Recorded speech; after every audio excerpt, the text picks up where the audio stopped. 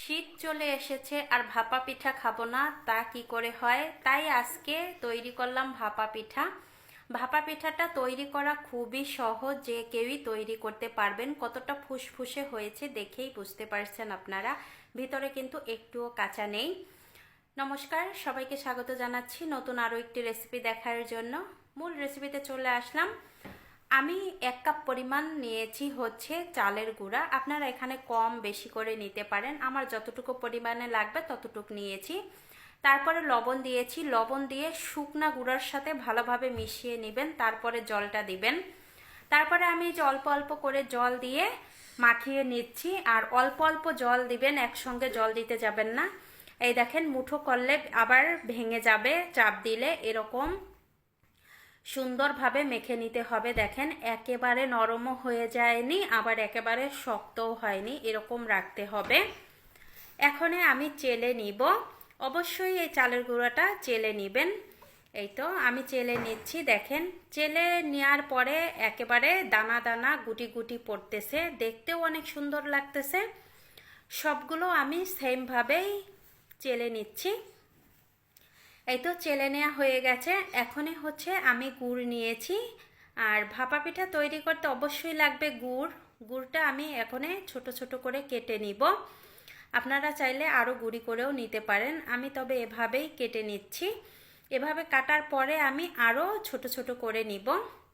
এই দেখেন, আমি আরও ছোট ছোট করে নিচ্ছি। চাইলে আপনারা বড়ও করতে পারেন, আরও ছোটও করতে পারেন। আর এদিকে নিয়েছি নারিকেল। নারিকেলটাও আমি একটু বড় করে নিয়েছি, আপনারা আপনাদের পছন্দ অনুযায়ী দিবেন।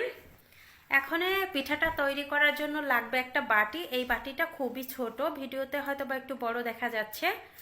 এখন এই যে এখানে আমি শুকনা চালের গুঁড়া দিয়ে একটু মাখিয়ে নিচ্ছি, এতে করে নিচে লেগে থাকবে না। অবশ্যই যে কয়বার পিঠা তৈরি করবেন সেই কয়বারই এভাবে শুকনা চালের গুঁড়া দিয়ে একটু মিশিয়ে নেবেন বাটির সাথে।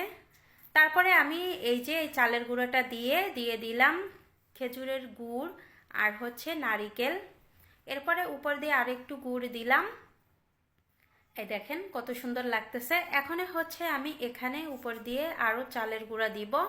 চালের গুঁড়া দিয়ে এভাবে প্লেন করে নেবেন, আলতো হাতে চাপ দিতে যাবেন না, আলতো হাতে এটা করতে হবে। এখন হচ্ছে আমি একটা পরিষ্কার নেটের কাপড় নিয়েছি, আপনারা সুতির কাপড়ও নিতে পারেন, এটা কিন্তু পরিষ্কার একটা কাপড়। এখন এভাবে মুড়িয়ে নিতে হবে।